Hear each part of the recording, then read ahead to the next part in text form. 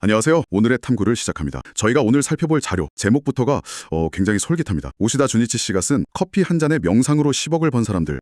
솔직히 생각만으로 부자가 된다. 이런 이야기 들으면 마음 한편으로는 에이 정말 그게 될까 싶잖아요. 근데 이 책은 바로 그 원리를 정신의학자 조셉 머피 박사의 이론으로 아주 구체적으로 파고들더라고요. 맞아요. 그래서 오늘 저희의 목표는 이 책의 핵심 메시지, 당신의 미래는 당신이 생각하는 대로 열린다.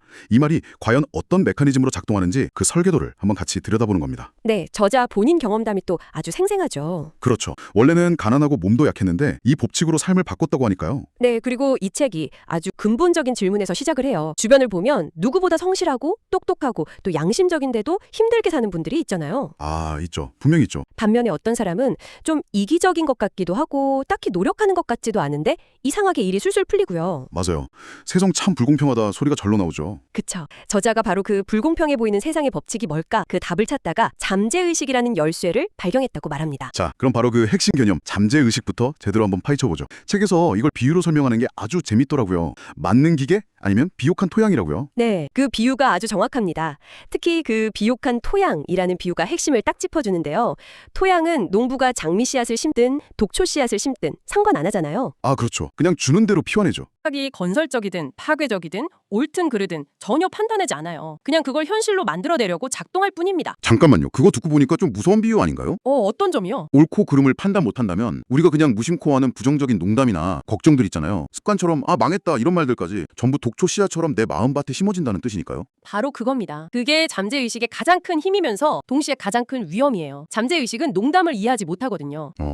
나는 할 수 없어라고 말하면 잠재의식은 우리 주인님은 무능력한 상태를 원하시는구나 하고 받아들여요. 그래서 무기력과 실패의 증거들을 막 끌어모으기 시작하는 거죠. 반대로 나는 반드시 해낸다라고 하면 네, 설령 근거 없는 자신감이라도요. 그렇게 선언하면 알겠습니다. 성공으로 가는 길을 만들겠습니다. 하면서 모든 자원을 동원하기 시작합니다. 거대한 항공모함이 선장의 명령에 왜요? 라고 묻지 않고 즉시 항로를 바꾸는 것과 똑같아요. 아, 책에 나온 그 명품 가방 이야기가 딱 그 예시겠네요. 네, 그렇죠. 여대생 이야기요. 사실 처음 읽었을 땐 에이 그건 그냥 우연이겠지 싶었거든요. 많은 분들이 아마 그렇게 생각하실 것 같아요. 비싼 가방 보고 저건 내 것이라고 마음먹었더니 그날 저녁에 약혼자가 선물로 줬다는 거예요. 우연처럼 보일 수 있죠. 근데 책에서는 그걸 단순한 우연이 아니라 받아들임의 결과라고 설명해요. 그 여대생이 처음에 돈이 없어서 못 사라고 생각했을 때는 결핍이라는 씨앗을 심은 거예요. 그렇죠. 하지만 생각을 바꿔서 저 가방을 내 것으로 받아들이자 나머지는 잠재의식이 알아서 하겠지 하는 순간 소유와 풍요라는 씨앗으로 바꾸심은 거죠. 아, 씨앗을 받고 심었다. 네, 잠재의식은 그 새로운 씨앗을 즉시 현실화하기 위해 움직였고 가장 그럴듯한 경로, 즉 약혼자를 통해서 그 결과를 만들어냈다는 겁니다. 그러니까 핵심은 어떻게라는 방법을 고민하는 게 아니라 맞아요. 오직 결과만을 믿고 이미 내 것이 된 것처럼 받아들인 그 태도에 있는 겁니다.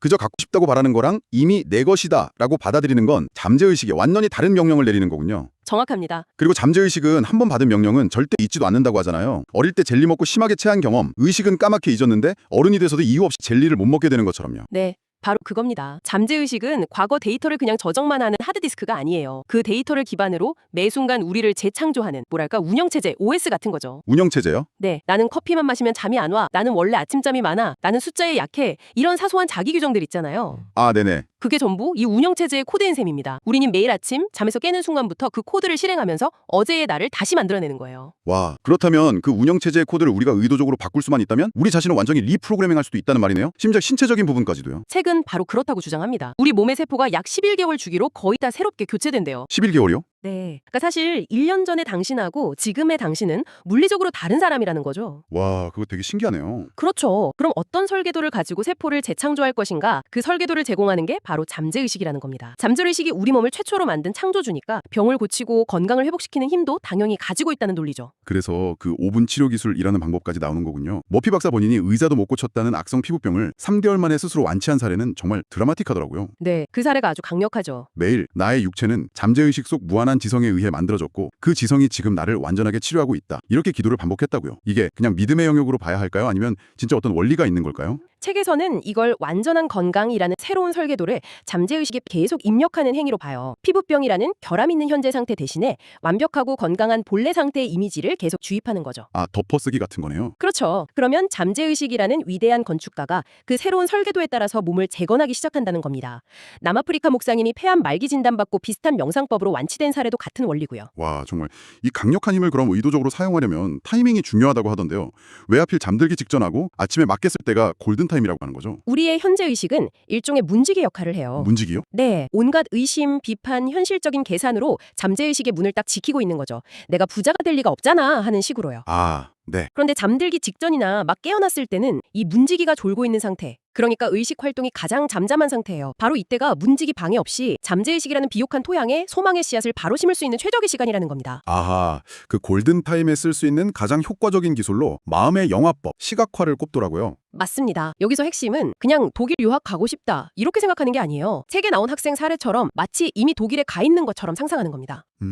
라인 광변의 차가운 강바람이 뺨에 닿는 감촉, 축축한 공기 냄새, 강물 소리까지 오감으로 생생하게 느끼는 거죠. 아, 그냥 그림이 아니라 감각이군요. 네, 잠재의식은 유학이라는 추상적인 단어가 아니라 차가운 바람 같은 구체적인 감각 신호에 훨씬 강력하게 반응하거든요. 영화 주인공이 된 것처럼 결과의 한 장면을 미리 체험하는 겁니다. 그 학생이 실제로 독일에 가서 똑같은 감각을 느끼고 소름 돋았다고 했죠? 네, 바로 그 상상과 똑같은 경험을 한 거죠. 근데 이 시각화가 좀 복잡하고 어렵게 느껴진다면 더 간단한 방법도 있더라고요. 자장가 기법이요. 이건 뭐랄까 자기 암시나 만트라 같은 느낌이었어요. 네, 맞아요. 자신의 소원을 아주 짧고 단순한 한 문장으로 요약해서 잠들기 직전에 몽롱한 상태에서 자장가처럼 계속 되뇌는 거예요. 유산 상속 소송 때문에 골치 아팠던 여성이 신의 질서에 따라 이 일은 벌써 다 끝났다. 이 말을 반복한 사례가 나오죠. 아, 거기서 중요한 게 끝났다는 과거형이더라고요. 바로 그겁니다. 소송이 잘 해결되기를 바라는 게 아니라 이미 완벽하게 해결됐음을 선언하는 거죠. 그 선언이 잠재의식에는 명령이 되는 거고요. 그렇죠. 그 여성은 이 말을 반복하다가 스르르 잠들었고 며칠 뒤에 상대방이 원만하게 합의하고 싶다고 연락을 해왔다는 겁니다. 와,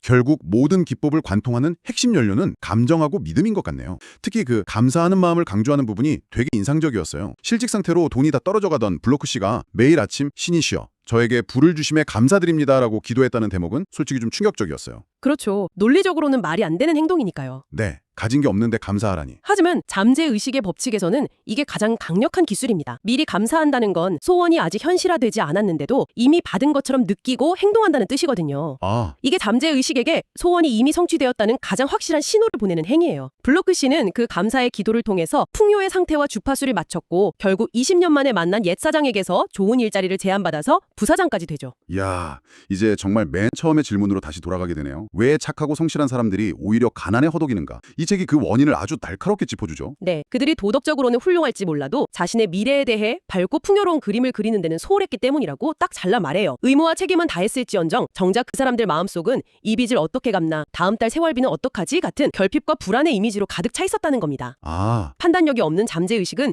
그 어두운 이미지를 그냥 충실하게 현실로 만들어줬을 뿐이라는 거죠. 그렇다면 반대로 좀 이기적인 사람이라도 자기 성공과 부를 아주 생생하고 강력하게 상상하면 양심적이지만 늘 돈 걱정하는 사람보다 부자가 될 확률이 높다는 건가요? 어찌 보면 좀 씁쓸한 현실이네요. 책의 논리에 따르면 그렇습니다. 잠재의식은 도덕교사가 아니니까요. 그래서 책은 가난은 마음의 병이다 라고까지 단언하는 겁니다. 돈을 더러운 것으로 여기거나 부자들을 욕하는 마음, 특히 다른 사람의 부를 질투하는 마음이 부를 밀어내는 가장 강력한 자석이라고요. 네, 특히 그 질투심. 이건 정말 많은 분들이 공감하실 것 같아요. 사촌이 땅을 사면 배가 아프다는 속담이 괜히 있는 게 아니잖아요. 맞습니다.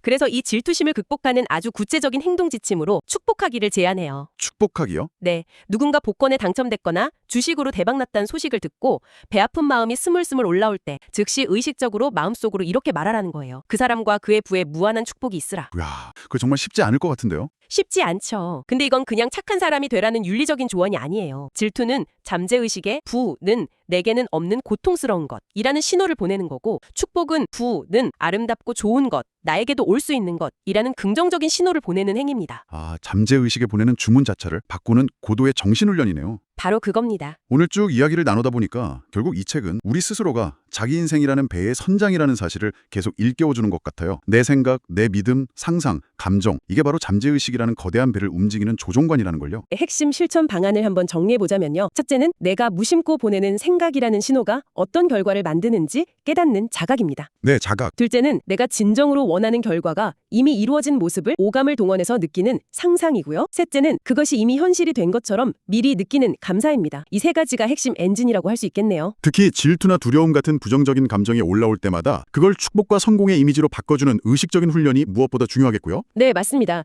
그 훈련이 반복되어야 해요. 마지막으로 청취자분들께 이런 생각을 한번 남겨드리고 싶습니다. 이 책의 논리대로라면 우리가 흔히 기적 기적이라고 부르는 것들, 혹은 어떤 강렬한 종교적 체험들이 사실은 외부의 초월적 존재가 아니라 우리 내면에 잠재된 무한한 힘을 믿음이라는 열쇠로 깨웠을 때 일어나는 현상일지도 모릅니다. 그렇다면 지금 이 순간 당신의 가장 강력하고 반복적인 믿음은 자기 자신에 대해 무엇이라고 말하고 있습니까?